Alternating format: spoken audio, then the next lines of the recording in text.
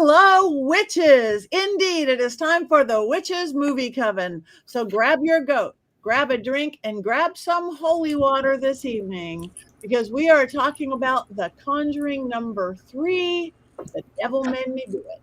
The Devil Made Me Do It. So did the devil make us do it? We will see. Hope you watch the movie. My name is Patti Negri. I'm one of your hosts. You might know me from Ghost Adventures or from my Witching Hour podcast. From my school, University Magicus, from my books, Dollcraft. First time I remember to mention my Llewellyn book, Dollcraft, yay! Of which Heather did the beautiful entry. I can hold a goat and a book at the same time. I'm thrilled to be here, and I'm thrilled to introduce you to my co-hosts. Let's start with the beautiful Heather Greene. I am Heather Greene, and I am the author of Lights, Camera, Witchcraft. It is a critical history of witches in American film and television, and it covers all things witchy from the beginning of film till 2020, actually, when I had to turn it in. But I am also, let's be honest, so I am also an editor at Llewellyn. I work with great authors like some of the ones we have here, as well as a journalist covering all things occult. And I'm so excited to be talking about the Conjuring Universe tonight. Thank you very much. Let's move it over to Richard-Lael. Hello, I am Richard-Lael. Richard-Lael is one name, not two. If I were just Richard, I would be a... That's right. I am known as the Gentleman Psychic. I'm a psychic and a medium. I used to be a psychic and a small, but I gained some weight. That being said, if you're enjoying our videos, make certain to hit the like and subscribe and leave all of the comment and all of those things wherever you're hearing this podcast. Make certain you give us some ratings, whatever that may be. And I am not excited. I mean, yes, I am excited talking about tonight's film. Yay. Thank you. Yes. Let's move it over to the man with the golden locks, Jason. I am Jason Mankey. I am a super writer, 10 books and counting. This is my latest book, High Priest. It's biography of Raymond Buckland. This is one about spellcraft that just happens to be near my desk. I am a rock and roller whiskey enthusiast and happy member of the Witches Movie Coven. Didn't Raymond Buckland just have his birthday, Jason? He did just a couple of days ago. I think it was Sunday. Should we sing? No. And yeah, I was going to say he's dead and he wouldn't know, but on this show, that doesn't really matter. All right. Well, we are sad to say that Courtney will not be with us this evening. Her leg hurt. She has injured herself and sent her love, sent her good magical vibes too. But we're happy to announce that we have the beautiful Tabitha here. And so welcome back, Tabitha, our regular. Thank you so much, Patti. I am Tabitha Meadows, and I am a medium and psychic. And I am super happy to be with y'all tonight on the start of the spooky season as we are hurtling towards a full moon this week. Thank you very much for having me again. Thank you. Thank you. So as I said, this movie is The Conjuring 3. The Devil Made Me Do It. And hopefully you guys all watched it. It might have taken me 3 viewings, but I watched it. In case you didn't, Richard-Lael, this might be your time for an unbiased explanation and synopsis of this. Oh, I'm going to try to use restraint. What is this film about? First of all, it's about 5 hours too long. Number one. Number two, what is this film about? A love letter to Bronze Age mythology and giving way too much power to the devil. That's what. What is it not about? Fun fact, Ed, a devout Christian, was having, shall we say, carnal interactions with a girl of 15 at the time that this was supposed to be taking place. So, he is not one of my favorite persons. Nonetheless, let's talk about the film. So, the woman who plays Norman Bates' mother plays Lorraine Warren. And I liked her better as Norma Bates because she's dead. The film... This film is about the police find this young man walking the streets with a dazed look on his face covered in blood. and they arrest him. Apparently, he has committed murder. And lo and behold, tell it on the mountains, the devil made him do it. Because the devil is so powerful that he could make you do things to harm other people, whether you wanted to or not. So Ed and Lorraine have to convince the court that, yes, demons do exist. Yes, this man is possessed of the literal devil. And in the interim, they find that there's some dark Satanists who worship a literal Satan. And they have this multi-million-dollar altar somewhere underground in a train station or something. I don't know. I wasn't really paying attention. And then, of course, Lorraine gets possessed of the devil, and then Ed comes to rescue her in the tunnels. And just in the nick of time, the curse is lifted. And then, true to form, the kid that they were trying to prove it was not his fault that he was demon possessed, he actually gets convicted and spends 5 years in prison because it didn't work. It didn't work. Happily ever after, there's Debo, a bunch of contortionists. You see, there's a lot of contortionists. The worst thing, though, is when in the beginning, it starts with a seance. There's two things. It begins with a seance and ends with the historical seance. In the beginning seance, the man says to the little boy, I'm almost embarrassed to say it. He says, "Come in me! Come in me!" Which is creepy and weird. And then in the end seance, which was the historical context one, he says, "Jesus repels you." And I went, "Yeah, actually. Yeah. And that's a synopsis. I am trying to be kind. That's it. Trying. Thank you. And now we have the complete outline of the film and where it went. Heather, do you have more things perhaps that we need to know about this film?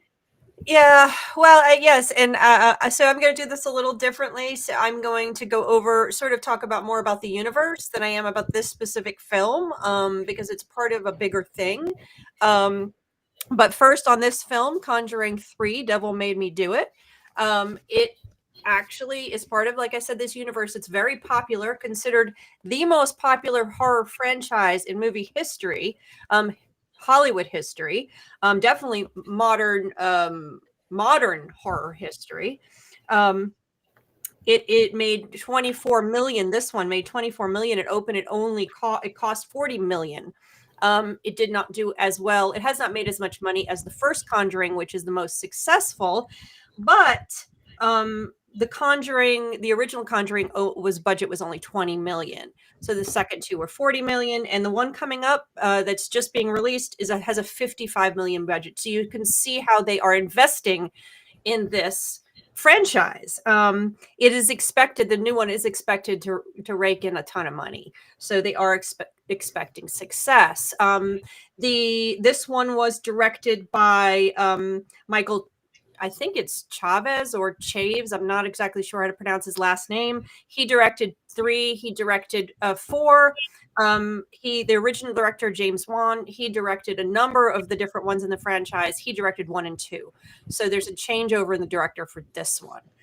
That's sort of the basics of this. Again, this is part of a bigger franchise. So next, I just want to talk about the universe itself. So one thing I love about universes, whether you like this universe or not, one thing I like about universes in general is that when they do have threads that connect the various movies, it's fun to watch them in chronological order. You can do that with this one. People do it with Star Wars. People do it with the Marvel Universe. I've done it with a number of different ones. You can do this with the Conjuring Universe. So I'm going to tell you how to watch them in chronological order. So you start with The Nun, right? That takes place in 1952 Romania. Then you go to Annabelle Creation, which is 1955 California. Then you go back to The Nun, Nun 2, 1956 Romania. Then to Annabelle, the original Annabelle, 1967. We're getting thumbs up and thumbs down in the corner if anybody's curious. That's 1967 California. And then The Conjuring, 1971, Rhode Island. That's the film that started it all. It also gave you a little intro to Annabelle in that movie. Then you go to Annabelle Comes Home, the 2019 movie. That was 1972, Connecticut. We're back at the Warrens' house. Then you go to The Curse of La Llorona. I have not seen that one. It's kind of a sideline one. 1973, Los Angeles is where that one takes place. Then Conjuring 2 comes in. 1977 UK, if you haven't seen that one, that also introduces the nun. Then Conjuring 3, 2021, that's the one we're talking about tonight. It's 1981. And then Conjuring 4, which is coming out, The Last Rites, that takes place, I believe, in 1983, Pennsylvania. So you can see, you can watch them in order, and there are threads that weave you through. Connections, of course, the main two characters are the biggest connections, and through all of them, played by Vera Farmiga and Patrick Wilson. That's the Warrens. There they are right there. So that's one of the interesting things. Of course, everyone knows the Warrens are the origin stories for this. They're the inspiration behind these movies.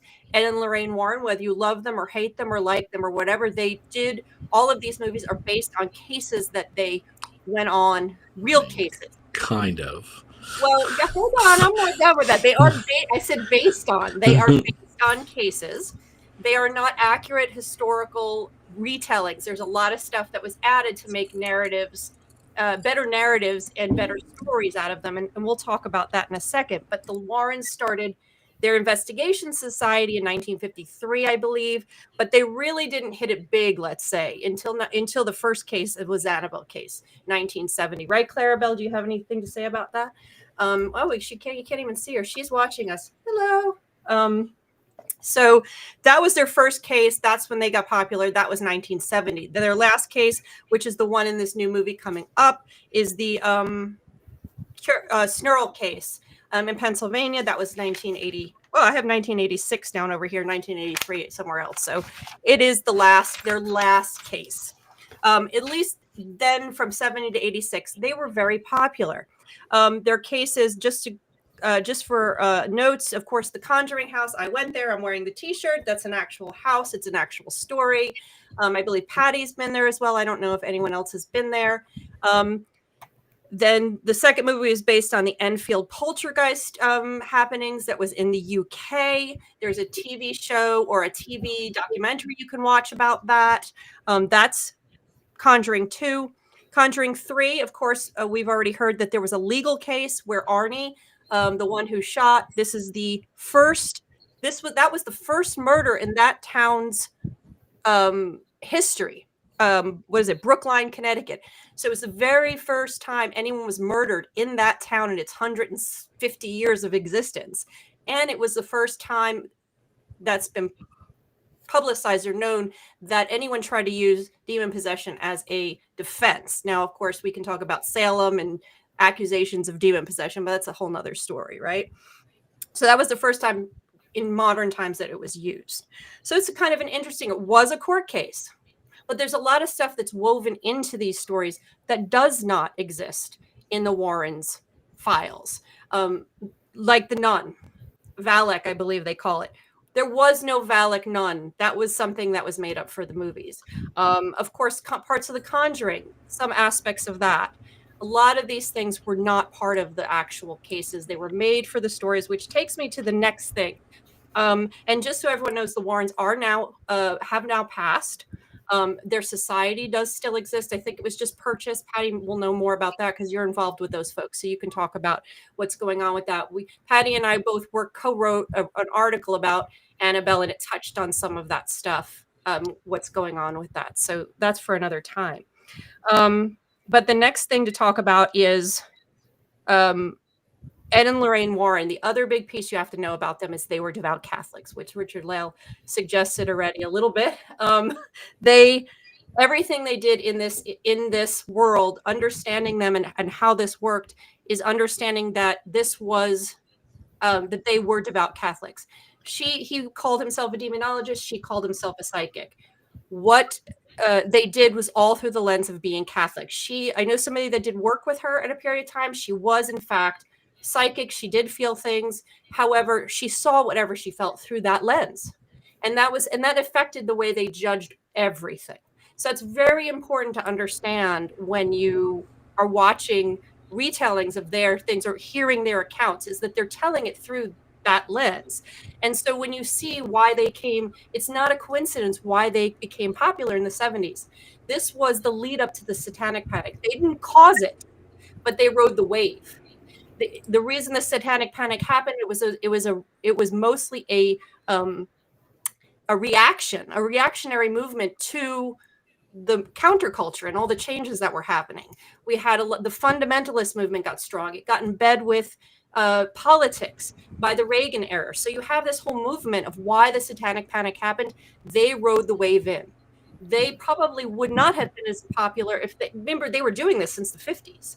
So they would not have been as popular in a different decade. It worked perfectly for them. And they rode that wave. It helped them. And they did not help, but they were not the cause of it, but they rode the wave in, and their work flourished in it and definitely contributed to the prolonging of the Satanic Panic. This is the Michelle Remembers era, where people were afraid. So getting to this particular movie, my last thing, this movie of all the three have the most elements of the occult in it. If I remember correctly, all the various movies, these cult pieces are the Stregaria, the altar, the big giant altar with the pentacle, the mention of it's sort of mentioned, it's at the end, I believe, in this one, but there's the Valak demon, the totems and the witches' totems and the occult and the ram cult. There is no ram cult. That was all fake for the movie. It was based on stuff that you would see in like Michelle Remembers and stuff. The interesting part for me is that the movie itself, this movie, the amount of occult things that were pinned to this movie and to this story did not exist in the original account of this. These pieces I'm talking about were not part of the original story. So the writers of this 2021 movie added elements that make it seem like this movie came right out of the Satanic Panic with no commentary. So that's an interesting part of what they're doing, is they're using Satanic Panic elements to create this new narrative that we are now watching now. Stuff that was not part of the Warrens' studies. So that's it. That's what I have for you. Let's go. Okay, thank you. I'm going to jump in before we get all into the movie, because there's a bunch of questions here and I don't want to forget them, about being that, yes, I have been there. I have spent the night at the Conjuring house in one of the beds, the daughter's bed. And it is haunted. It is spooky. The woods to me are the spookiest. I've spent the night there too. I went there not just the very, very end of 2024 when there was a bunch of controversy going on because Jason Hawes and a bunch of known and well-loved paranormal people were saying boycott it. We already had reservations. We were going. And I had a pretty amazing experience there, both haunted-wise and not. And I met the woman who owns it or has been owning it. I don't know what's going on. And she actually was wonderful with us. And she knew who I was. I gave her my book, my first book. And I heard that she was actually taken away by the police or to a crazy place that night. So I think she has some mental problems and issues along the way. But I wanted to say there was a nice woman in there somewhere. I also want to, it is definitely haunted. I do want to address somebody said Matt Rife is one of the owners, Matt Rife and Elton Castay, both dear friends of mine. I've done tons of paranormal investigations. They are both, nobody's looking at Matt like he's a seasoned paranormal investigator. He is.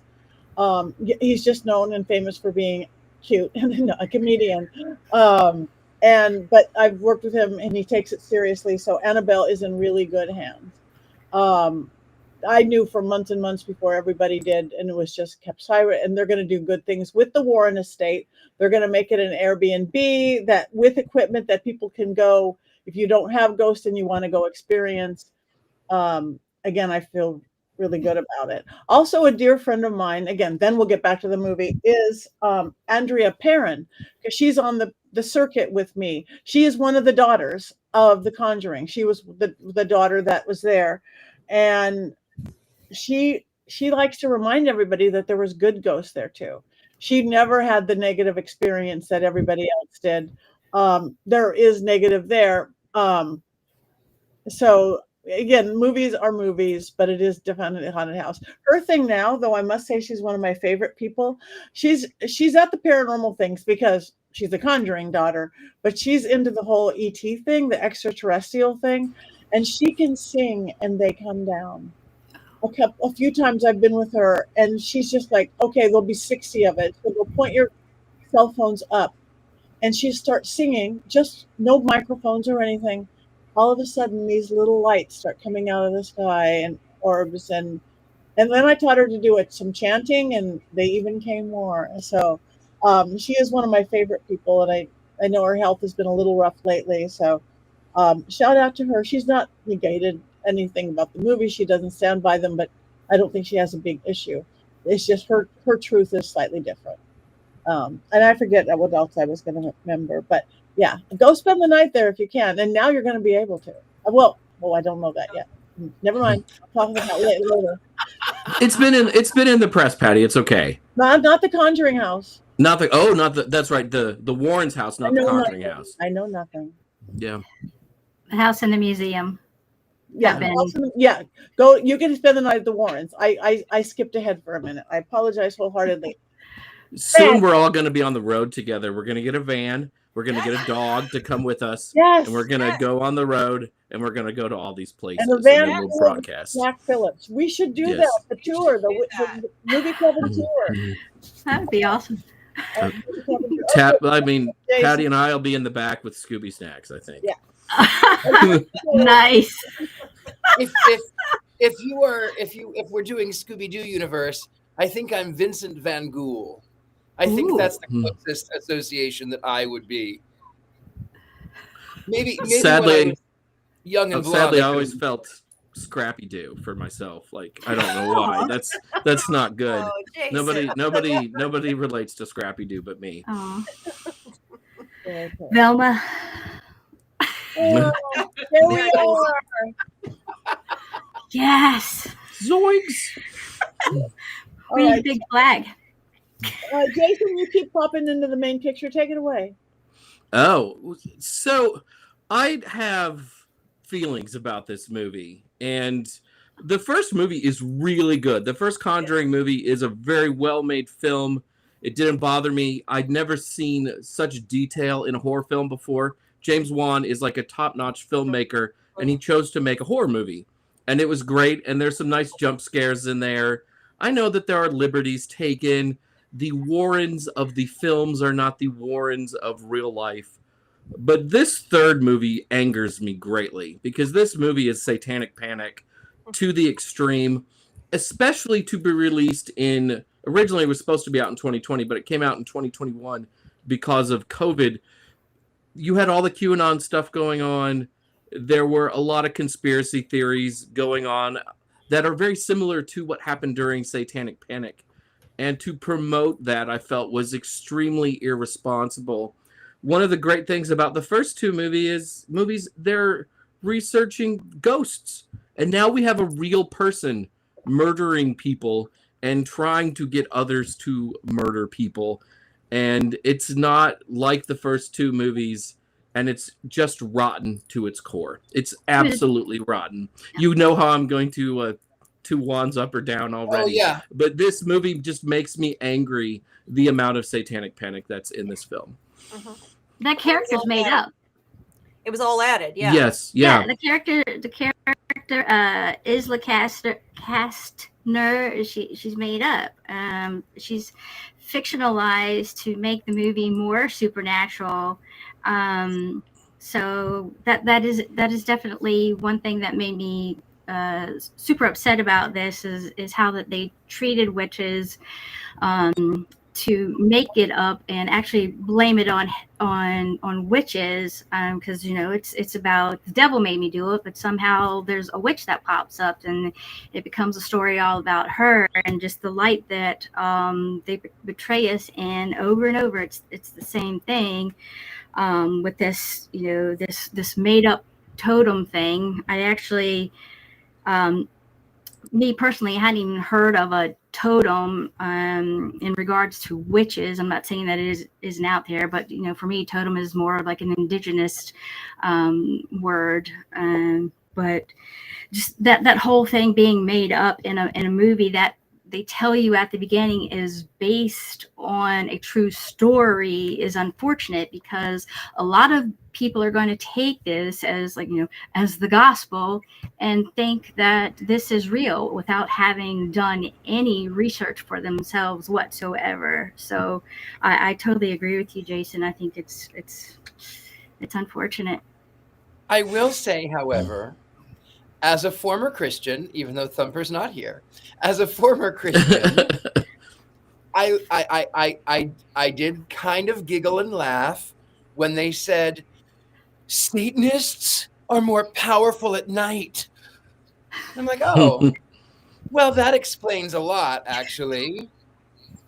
I mean, I'm kind of a morning person. Like, you would think of really like dark and evil, but I'm up at like 7 a.m. in the morning, and then I'm running the Hoover, and then I hail Satan, and then I make a nice lunch, and then I have tea in the afternoon. I mean, all satanic things. But I guess I'm supposed to be more powerful at night. I guess.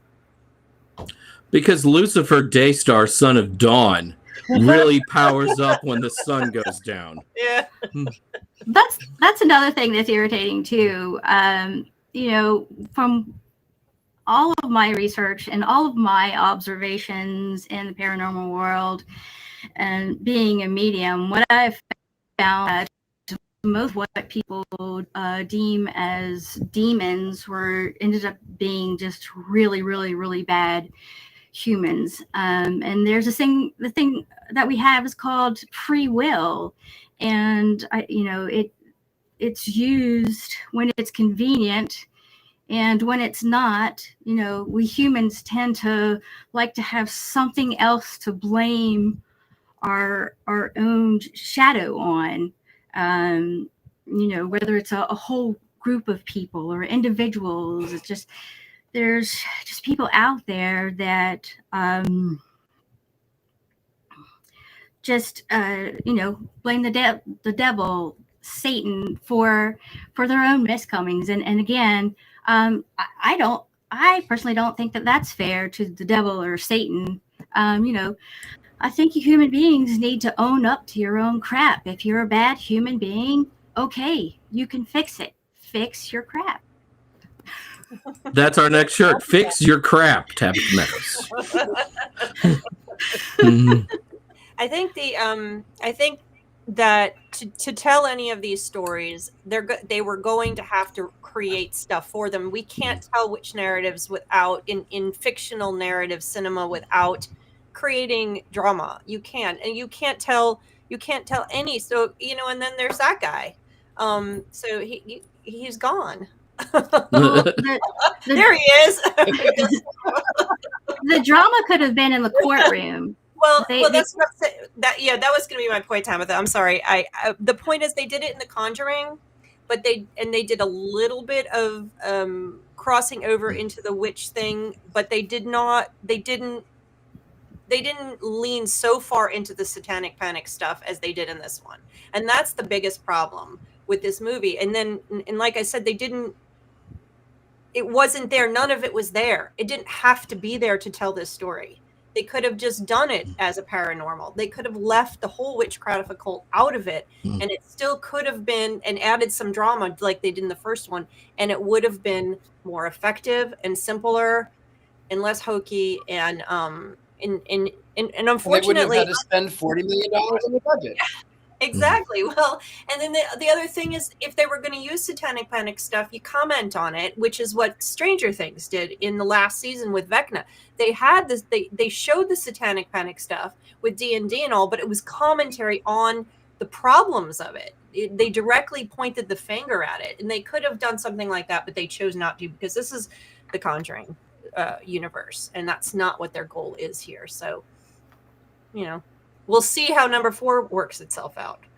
It's so far does not get good reviews, but okay, we don't know. I'm going Friday night in Maine. I've been invited to a private screening Friday night in Maine before the HorrorCon, so I'll let you guys know what I think of the new one. This one, yes, Satanic Panic, yeah, all that stuff, but why is it so damn slow? I kept And all over the place. I kept falling asleep. Wake up. Oh, rewind. Wake up. And then I woke up and there was some other movie on. I did a Courtney, but at least I Witch didn't. of the Sea. Yes, Witch of the Sea. I had to, and then this afternoon, it's like, okay, it was late at night. I just flew in. Of course, I was tired. It's not the movie's fault. I tried to watch it today, middle of the day, cup of coffee in my hand. I still fell asleep. I had to rewind it again. I think I like the Conjuring universe itself. And I actually like the characters, good, bad, or different, that play the Warrens. I've never got to meet the real Warrens. So to me, again, right or wrong, they are the Warrens as I know them. But why did it have to be so slow? I watched the movie 3 times before to get through it. And Patti, the reason it was so slow is the devil made them do it. The devil made them do it. I know. And again, it's a kind of torture, so maybe we're in hell. Maybe that's what it was. There's a chowder fountain somewhere waiting for us. Right. And it was, okay. And I kept looking, it was like a mashup, going back to the Satanic Panic is Satanism, witchcraft, necromancy, demonology. But wait, trying to catch up where everything, it's like just throw it all in a pot and make stew. And then there's the Ram cult. Stew. Whoa. The Ram cult is also blamed in Annabelle. Yes. They're the one that's the same blame as who I think took the daughter who's the Annabelle who becomes Annabelle, who eventually haunts Annabelle, but the Annabelle daughter winds up joining the Ram cult and then coming back and all that stuff. So this Ram cult thing was created for the Conjuring universe based on like Manson or the Michelle Remembers cult or whatever other satanic cults. How about this Ram cult? That's it. We have a Ram cult, don't we? We do. Woo for the Ram cult. But yeah, so that was an interesting thing. And someone said it was set in the 80s, so of course it has to have Satanic Panic elements. That's what was done in Stranger Things. They added the Satanic Panic elements, but they did it in such a way that it commented on that's what was happening at the time, rather than actually making it real. Because in the Conjuring 3, there is a Ram cult. It is an occultist. They do have to break an altar, a giant, what was that, $1 million altar with a etched in pentacle on it. It isn't commentary. It is real in the universe of that movie, and that's the problem. I mean, it's a nice altar, though. like, so I would dirty. love one. I mean, but like right. big stone altar, like you could do like anything on it, right? I mean, I'd After like one of you those. gotta clean your altar, though. It's so dirty. I know. Yeah. Gotta clear out that energy. It's important. And of course, also like a half invalid, whatever. Oh, Ed Warren can like take it down with a sledgehammer, though, right? I mean, 2 minutes ago he could barely walk, and now he's boom, boom, boom with the sledgehammer. Hey, buddy, don't have another heart attack here, you know? Yeah, with them, it seems to be too. And meanwhile, out in the paranormal world, it's like it seems to be split down the aisle about the Warrens. Either people really love them or they really can't stand them, and that's another thing. And going back to what the movie is about, I really think, like Heather was saying, that this case was more about trying to prove that the devil was real in court. And I really think that if they had played on that angle a bit better, that it would have come out a more believable movie, because that was the whole point of the case, was trying to prove that there was a devil. there is a devil, and his name is mankind.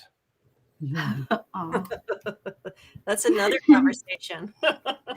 Oh, and on top of that, Arnie was actually convicted of first-degree murder, manslaughter rather, and he only served 5 years of that actual 10 to 20 year prison term, and he was actually allowed to get married to Debbie while in prison. So I also found that extremely interesting as well. Having murdered someone, how do you get to take another person's life and only serve 5 years of yours for that? Where's the penance in that? I think that's happened before. I think that's part of our legal system. And people do get married and fall in love with people that they've never got to be alone with. It's a weird, it's probably that devil mankind thing again that Richard-Lael brought up. But yeah, I think that's not that weird, unfortunately. I took the time also to watch the on a follow-up. I took the time to watch. There's a Netflix doc called The Devil on Trial, and that was an interesting follow-up to this movie, finding out that after Arnie gets out of jail in some number of years, I read that he's now miraculously not possessed. Also, there was a mixed bag of the brothers believing whether David was actually possessed or he had mental issues, and David, though, still believes that he was possessed, and you can see a lot of the original pictures on that document and hear a lot of the original tapes on that too. So that's a good follow-up to this movie and doing some of your own research and finding out things for yourself. I have a good follow-up too. So I, as a former Christian, love to watch exorcisms. And if you want a good laugh, there's this real life exorcist. He's Protestant. He's not Catholic, but he dresses like a priest, and his name is Bob Larson. And oh no, you should watch Bob Larson Exorcist if you want to laugh. The best one is he casts this demon out of this man who says he's the beast. I mean, it's hilarious. The funny thing is, though, Bob Larson, exorcist, gets 3 Satanists up who are actually Satanists. And he's trying to rebuke them in the name of Jesus and cast out the demons. And they go, okay, cool story, bro. But meanwhile, the ones that are the believers are.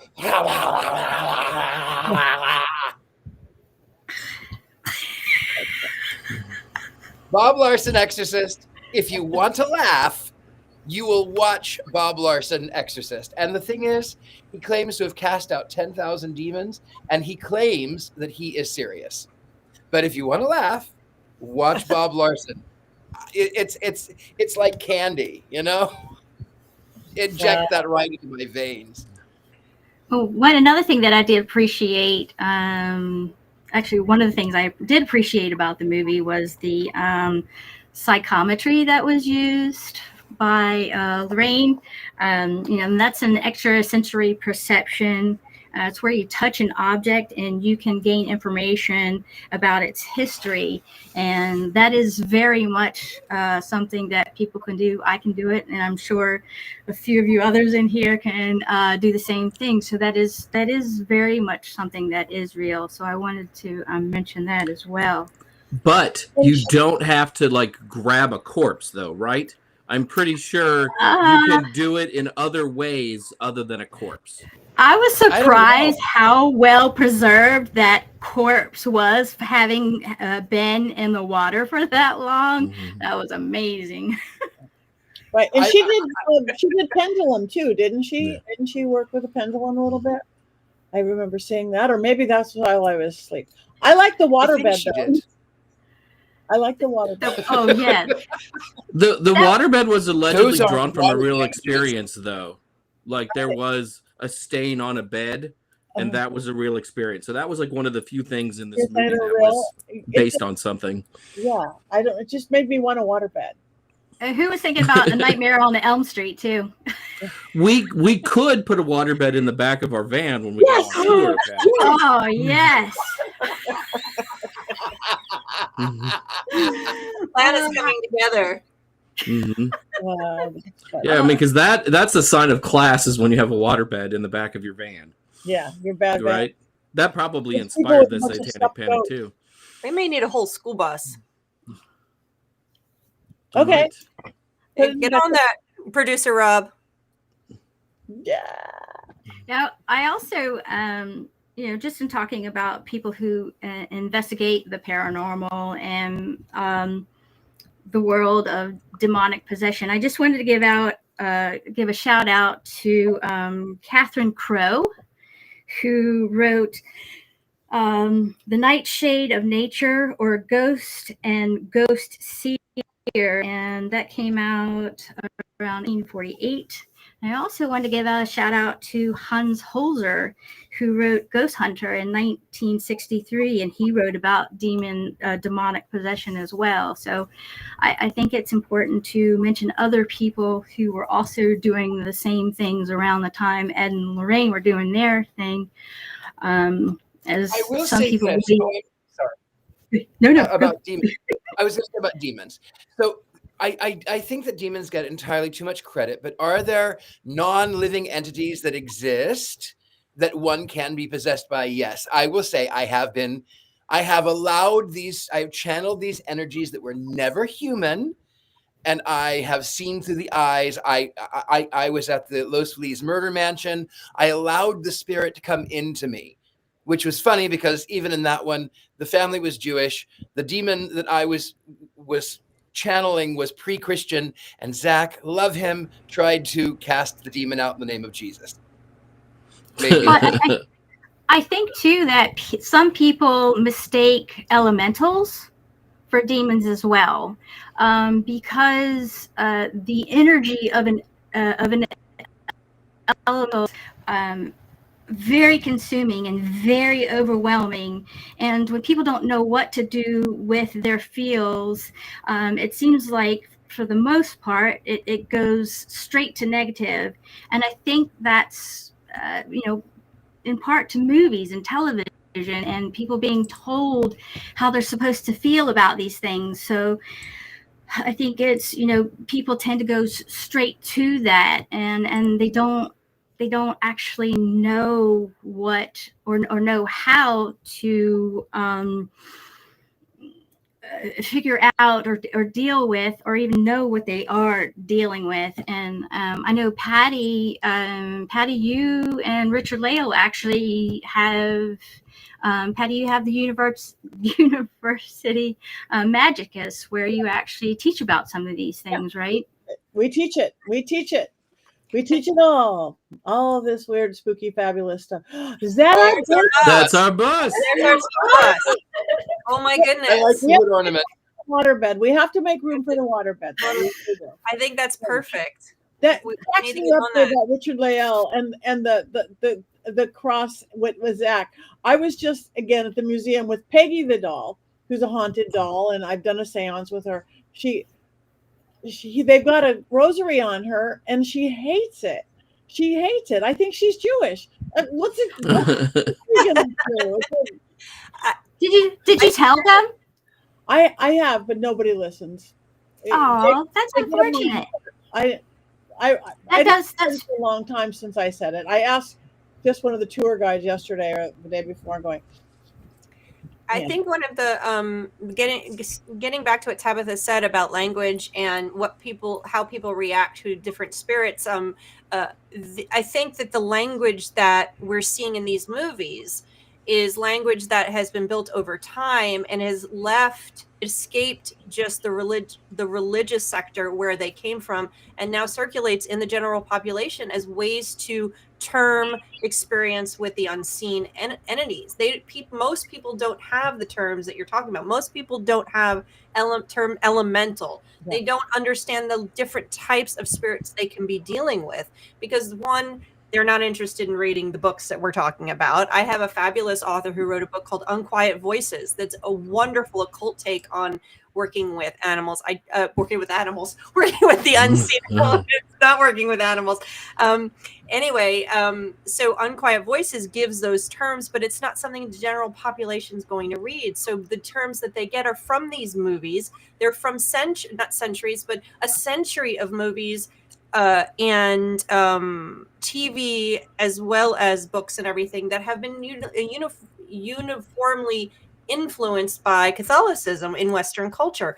So you don't see these terms necessarily in Eastern cultures. You don't see the same relationship with spirits in like Japan, and it's different. Here we see that. I talk about that in terms of working with dolls. It's the same thing. It's different. So when they have something bad that's unseen, of course the first thing they're going to go to is it's got to be a demon. They have no other term for it. And that's the education that we're doing right here now in this here. Yes, we're talking about it. Yes. And I want to mention, Robert said yes, Hans Holzer did have a TV series a year or two ago. My friend Dave Schrader and Cindy Kazo were on it, and they were pulling things out of the Hans Holzer file. So that was good that you mentioned that, Tab. He was one of the early researchers on stuff. But I will admit I have some issues with Hans Holzer. He and Raymond Buckland did not get along, and in one of his books, he refers to Raymond Buckland as Raymond Bachland the entire chapter. And this comes through like in the second and third printings, right? So there was time to get the name right, and he still chose to go with Raymond Bachland. So Hans Holzer is in my doghouse for not being nice to witches. No! It's getting better. That's us. That's us stopping for tea, I think. Yes. Right?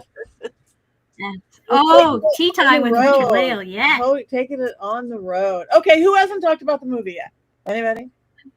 Nobody? All right. Anybody have quotes? I have at least one. I just gotta find it. I gotta find it real quick. Arnie says, "Being brave doesn't mean you're not scared. It means you are scared, but you hang in there." And I find myself getting scared about silly little things, but sometimes you got to do things scared. Sometimes you got to make the leap and keep on keeping Can on. Richard-Lael repeat his quote, because I really like it? Which one? From the beginning, like come in me, come in me. Yes, that's it right there. Leave it alone. Come in me. I might use that as my ringtone on my phone going forward in life. That's generally heard in different types of movies, Yeah. but All right, then we must be up to the Mankey movie minute moment. We are. As most of you have probably gleaned by now, I'm not a huge fan of this film. So if you are a fan of the Warrens and this film, be prepared to curse me or hex me in Courtney's absence. That's fine. I can handle it. Whoa, is that? What is that? What is that? That's like... That is... whatever it is, it's time. That is Do my not ask. child. Do That not is my child alerting us that we're being watched. Oh. So By behave, who? everybody. By By my who or what? child. Oh, hello, child. Is this one of the dolls? No, this is not a doll. This is Is this a flesh and blood child or one of the dolls? flesh and blood child alerting that we're being watched. So Okay. All right. I feel better. I think. I go don't ahead, know. Jason. I don't. Don't be nervous. All right. So again, if you like the Warrens, prepare to hex me. It's fine. I can handle it. Have you ever taken a dump? I know most of you have, but I'm talking about a huge dump. And while you are letting go of this monstrous doo-doo, you make lots of noise too. And things are about to get so messy that you start praying to whatever higher powers you hold dear that no one will hear the eventual kerplop and that no one will bang on the door anytime soon. This deuce you are about to drop commands your entire attention. It's one of those eruptions that has your eyes scanning the sink for some sort of air freshener. This is serious stuff. And this stuff is so serious that it's likely that the devil made me do it.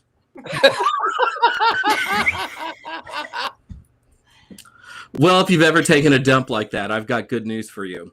It's possible that you'll be able to sell the story of your toilet sitting to writer David Leslie Johnson McGoldrick, real name, and writer-director James Wan, the architects of The Conjuring, The Devil Made Me Do It. Like all the other movies in the main Conjuring series of films, this film is also based on a real story. But that real story is so far removed from the actual events in this movie that they could have just filmed Ed going to the bathroom for the real story part. It will always be weird to me about these chimes and Heather's kids telling us that somebody's watching us, but it will also be weird to me that there are a lot of witches who not only like the Conjuring movies, but also seem to like and believe the things Ed and Lorraine Warren wrote about the paranormal. Ed and Lorraine, much like James Wan, seem to hate witches, have no real background in the occult as we understand it, and, as Heather has pointed out, we're super committed Catholics. The Conjuring movies are like the Marvel Cinematic Universe of Catholicism, but instead of being armed with superpowers, the Warrens were armed with holy water and prayer books. I don't know what to find scary in the Conjuring universe, since every major threat can be thwarted with a crucifix and the Lord's Prayer. I'll admit that the first Conjuring movie was fun, and the second one was okay, but holy gods, is this third movie bad? Why would any occultist need a bunch of people to murder someone they don't know and then off themselves after the murders? Seriously, what's the motivation here? And of course, the evil witch orchestrating this ridiculously stupid plan is part of a cult linked back to the doll Annabelle. These movies are all obsessed with Annabelle, probably because Annabelle is a more interesting dinner companion than the Warrens. I'd take Annabelle saying nothing over Ed and Lorraine talking to me about the Catholic Church. And why does the antagonist have to be a witch? Why would witch give two doo-doos about the Warrens? Why would a witch craft a spell that could be undone simply by taking a sledgehammer to an altar? Now I cast my spell of murder and death so that I might raise a demon. But my spell will all be undone if anyone stumbles upon my altar and wrecks it. Ha ha ha ha. Evil witchcraft. I don't expect Hollywood movies to get witchcraft correct. But what kind of stupid witch writes a spell that can be broken if a couple of candles are knocked down? This is so dumb. When Courtney hexes me and we love you and we miss you, she's much more careful than that. A lot of the rest of this movie is nonsensical too. Ed, who depending on the scene can barely move or has cat-like reflexes, breaks into a funeral home. Why would anyone think they could visit a funeral home at midnight? And then Lorraine has to hold the hand of a corpse to have a psychic reading? I'm not a psychic, but I don't think it works like that. I've never seen Patti hold a dead hand on Ghost Adventures. Yeah, I'm sure the Warrens broke into a funeral home as a part of the true story. If they had done something so stupid, they would have ended up in jail. Perhaps the gravest sin of The Conjuring, The Devil Made Me Do It, is that it's boring. Perhaps I could have forgiven some of the Satanic Panic nonsense if this had been a good film, but I nearly fell asleep while we were watching this, despite watching it while high on cocaine and drinking a cup of coffee. Okay, maybe the only latter is true there. This film had me longing for Velocipaster or Ouija Shark, or dare I say it, The Killing Tree. And the worst part, there's apparently one more film to go. I can't wait to see what misinformation about witches Wan has in store for us this time. Perhaps the witches will engage in cannibalism, or we find out that the witches piloted all the planes to Epstein Island. How fun. I'm sure that can all be undone, though, with a little holy water and an unauthorized exorcism. Look up diminishing returns in the dictionary, and you'll see a picture of the Conjuring franchise. I, for one, would like to conjure up a better series of films. Yeah. Beautiful. Thank you. Thank you. That is great. So much venom there tonight. I'm really sorry. So much venom. So much venom. I do want to say, I know a lot of people with the Warren Society and Nesper and all that. These are just the. I asked them about what if somebody, because they go out and help people with houses and exorcisms and house clearings. And I'm like, and they know I'm a witch, and I'm like, I'm not a Catholic. And they tell me, and I don't know if it's true or not, that they're not all Catholics anymore. They will send out pagans, and they will send out whatever else. I don't know how true that is, but that is from the horse's mouth, as they say. Who knows? Yeah, they have a range of folks working. I have a couple of friends that work within their genre as well. Yeah. All right. Well, it is almost that time, so we have one very important thing to do, and that is to vote on this fine film. Get your wands out or any similar type of thing.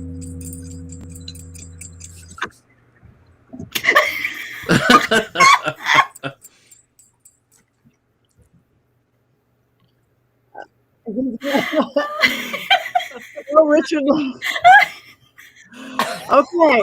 Well, we're down the rabbit hole. Okay, you guys in the chat room, please vote. I have Courtney votes wands up. We have a Courtney from the hospital. She was really like zoned out on drugs morphine. Though. Yeah. Yeah. We'll ask her again. Yeah. But morphine Cody is wands up. I am down, but I'm not 100% down because I like the waterbed scene. Well, I love the main actors, so it like hurts me to do this down. Agreed, Jason. And check out Vera's band; it kills. It's great. Okay, she's in a band. So you guys are hardly voting out there. You didn't watch it. Wait, we got a wands up for the romance. We didn't talk about the Warrens. We didn't, the romance, and again, they're my Warrens. Yeah, but it's all fiction. It's fiction. Fiction. He built her a gazebo, Richard-Lael, a gazebo. Apparently, there is a gazebo. I looked at it. You can be both outdoors and inside at the same time. All right. You can, just like our I have man. a very noisy dog upstairs. I don't know why, but what are we doing next week? Does anybody know? We're going to be hunting demons again, but this time with a K-pop group. So it's K-pop Demon Hunters next week, everybody. When I was at Dragon Con, we announced that after the Wizard of Oz panel, and there was cheers from the crowd. So get ready to sing and dance. All right. Oh, yay, a musical show. So K-pop dinner, Demon Hunters, everybody for next week. As Richard-Lael said, like us, follow us, tell your friends about us. Go online to Mystery Control. Get your own Very Black Phillip or Bling Phillip or T-shirts or quotes from all. Get a Richard-Lael pillow. It'll protect you from all sorts of scary things. And then come back next week. Right? Where are you going to be this weekend, Patti? I'm going to be in Maine, in Augusta, Maine, at the Maine Paranormal and Horror Con with the real Annabelle and the traveling Warren Museum. So I will be there. I will be doing a mediumship gallery. Perhaps I will be possessed. I don't know. Possessed. And that's it. So come on down. It's a busy month. We are getting into spooky season. So September and October, I'm pretty much everywhere all the time, as you guys are too. So that's where I am. Anybody else? Where are you? Jason? I'll be at Northwest Pagan Fest in Spokane, Washington this weekend, and in Reno next weekend for Pagan Pride. Beautiful. Richard-Lael? I will be here in New Orleans. It is my busy month, as you know. September, October, November in New Orleans is busy. So I've got vampire balls to do, and I'm everywhere. University Magicus, it's gentlemanpsychic.com. I'm just really easy to find. I'm everywhere. Thank you. Okay. Heather? I have had a very busy summer and spring, so I am taking a little break, and I will be here in Atlanta working with my wonderful authors and other projects just for the next few weeks. So nothing to announce at this point. Beautiful. Thank you. And our beautiful, always loved guest, Tabitha. Thank you. I will be here at my home. I'm working on writing something myself, so that's going to be exciting when I can talk about that too. You can find me at Tabitha Meadows at travelerslight.life for private Perfect. readings. You guys like us, follow us, tell your friends about us, and come back next week, same place, same time. So we could sing, or we could cackle, or we could curse somebody. What do you want to do? Stick to cackling. Cackling. You guys are so uneventful. When we have the waterbed, we're going to do more. When we have our van and the waterbed, we're going to sing. Okay. 1, 2, 3.